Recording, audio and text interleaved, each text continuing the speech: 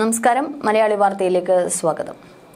മദ്യക്കച്ചവടം മത്സരിച്ച് നടത്തുന്ന ജില്ലകൾ ഓണത്തിനും ക്രിസ്മസിനും ന്യൂ ഇയറിനും എത്ര കോടി ലാഭം കൊയ്യും എന്ന് ബെറ്റുവെക്കുന്ന മാധ്യമങ്ങൾ. പക്ഷെ ഇതെല്ലാം അവസാനം എത്തിക്കുന്നത് കൊലപാതകങ്ങളിലും പീഡനങ്ങളിലേക്കുമാണ്. മദ്യം, മയക്കുമരുന്ന് ഇന്ന് കേരളത്തിലെ യുവജനങ്ങളെ കാർന്നു തിന്നുമ്പോൾ ഒന്നും അറിയാത്ത പെൺകുട്ടികൾ ചില നരഭോജികളുടെ ഭക്ഷണമാവുകയാണ്. സൗമ്യയും ജിഷയും ഇന്നും തീരാത്ത കണ്ണീരിന്റെ ഓർമ്മകളായി നിൽക്കുമ്പോൾ മറ്റൊരു ഇര കൂടിയാണ് ഇപ്പോൾ പുറത്തു വരുന്നത്. ശ്രീകുട്ടി അതീവ ഗുരുതരാവസ്ഥയിൽ ജീവന് വേണ്ടി പിടയുകയാണ് അവളിപ്പോൾ. വർക്കലയിൽ മദ്യലഹരിയിൽ യാത്രക്കാരൻ ട്രെയിനിൽ നിന്ന് ചവിട്ടി പുറത്തേക്കിട്ട 19-കാരി ശ്രീകുട്ടിയുടെ അവസ്ഥയാണ് ഇപ്പോൾ ഞാൻ പറഞ്ഞത്. ആലുവയുടെ തന്റെ പങ്കാളിയുടെ വീട്ടിൽ നിന്നും ശ്രീകുട്ടിയും സുഹൃത്തായ അർച്ചനയും യാത്ര ചെയ്യുമ്പോഴാണ് ഈ സംഭവം ഉണ്ടായത്. തിരുവനന്തപുരത്തേക്ക് ട്രെയിനിൽ വന്നുകൊണ്ടിരിക്കുമ്പോഴാണ് ഈ ഒരു സംഭവം ഉണ്ടായത്. ഓടിക്കൊണ്ടിരിക്കുന്ന ട്രെയിനിൽ നിന്ന് ചവിട്ടി തള്ളി താഴെയിടുകയായിരുന്നു. മദ്യലഹരിയിലായിരുന്ന സഹയാത്രികന്റെ അതിക്രമത്തിൽ നിന്ന് ഒപ്പമുണ്ടായിരുന്ന പെൺകുട്ടി തലനാരിഴയ്ക്കാണ് രക്ഷപ്പെട്ടത്. കേട്ടാൽ പേടി തോന്നുന്ന സംഭവങ്ങളാണ് കഴിഞ്ഞ രാത്രിയിൽ കേരള എക്സ്പ്രസിൽ നടന്നത്, അതും ജനറൽ കമ്പാർട്ട്മെന്റിൽ. ആലുവയിൽ നിന്ന് തിരുവനന്തപുരത്തേക്കുള്ള യാത്രക്കിടെ ശുചിമുറി ഉപയോഗിക്കാനെത്തിയപ്പോൾ ഉണ്ടായ വാക്ക് തർക്കത്തിന്റെ പേരിലാണ് അതിക്രമമെന്നാണ് ഇപ്പോൾ മൊഴി നൽകിയിരിക്കുന്നത്. ഗുരുതരമായി പരിക്കേറ്റ ശ്രീകുട്ടി എന്ന സോനയാണ് ഇപ്പോൾ മെഡിക്കൽ കോളേജ് ആശുപത്രിയിൽ ചികിത്സയിലുള്ളത്. തലയ്ക്കും നട്ടലിനും നന്നായിട്ട് ക്ഷതം സംഭവിച്ചിട്ടുണ്ട്. ശ്രീകുട്ടിയും സുരേഷും തമ്മിൽ വാക്ക് തർക്കം ഉണ്ടായെന്നും സൂചനയുണ്ട്. ബഹളം കേട്ടതോടെ കമ്പാർട്ട്മെന്റിൽ ഉണ്ടായിരുന്ന മറ്റ് യാത്രക്കാർ പ്രതിയെ തടഞ്ഞു വെക്കുകയായിരുന്നു.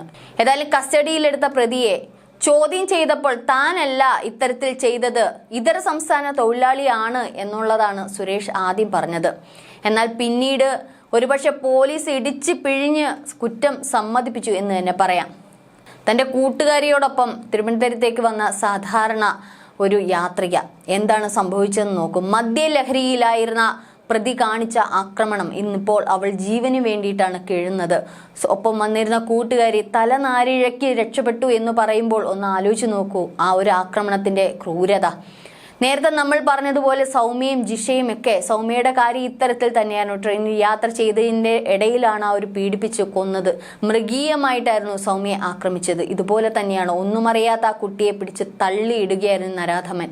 എവിടെയാണ് നമുക്കൊക്കെ പിഴച്ചത്? ഒന്ന് ആലോചിച്ച് നോക്കും. മദ്യലഹരി, മദ്യം തന്നെയാണ് ഇതിന്റെയൊക്കെ അടിസ്ഥാനം. പ്രീമിയം ട്രെയിനിന്റെ ഈ ഒരു ജനറൽ കമ്പാർട്ട്മെന്റിൽ നടന്ന ഏതായാലും അതിക്രമത്തിനെതിരെ വലിയ ഒരു പ്രതിഷേധം തന്നെ ഉയർന്നിട്ടുണ്ട്. കേരള എക്സ്പ്രസിൽ ഇന്നലത്തെ യാത്രയിൽ ഒരു പോലീസുകാരൻ പോലും ഉണ്ടായിരുന്നില്ല എന്നുള്ളതാണ് അതിശയിപ്പിക്കുന്നത്. ക്രൈം ഡേറ്റ അനുസരിച്ചാണ് ട്രെയിനുകളിലെ സുരക്ഷാ വിന്യാസം എന്നാണ് പോലീസ് വിശദീകരണം നൽകിയിരിക്കുന്നത്.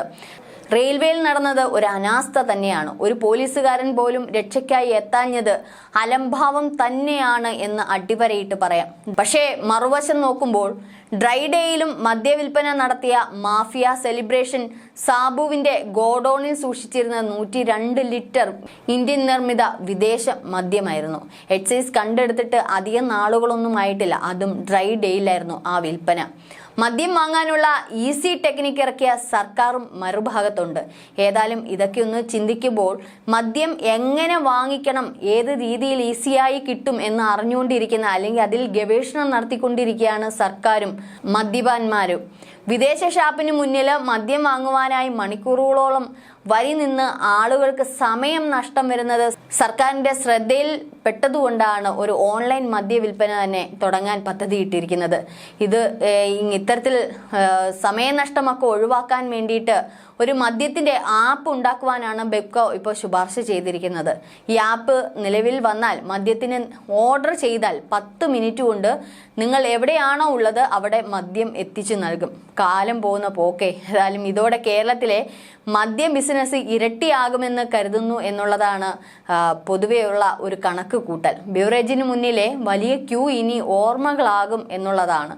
ഏതായാലും മദ്യം ഏത് നിമിഷവും എവിടെയും, ഒരു പക്ഷേ സ്വിഗ്ഗിയൊക്കെ പോലെ ഏത് നിമിഷം എവിടെയാണോ ഉള്ളത് അവിടെ നിങ്ങൾക്ക് എത്തും. ബ്യൂറേജ് അന്വേഷിച്ചൊന്നും പോകേണ്ട കാര്യമില്ല. ഇത്തരത്തിൽ മദ്യവിൽപ്പന കേരളത്തിൽ പൊടിപൊടിക്കുമ്പോൾ കോടാനുകോടി രൂപ ഇതിൽ നിന്നും തൂത്തുവാരുന്ന സർക്കാർ തന്നെ മറ്റൊരു പ്രതിയാണെന്നുകൂടി ഓർക്കുക. ശ്രീകുട്ടിയുടെ അപകടനില ഏതായാലും തരണം ചെയ്തു എന്നാണ് വരുന്ന റിപ്പോർട്ടുകളൊക്കെ.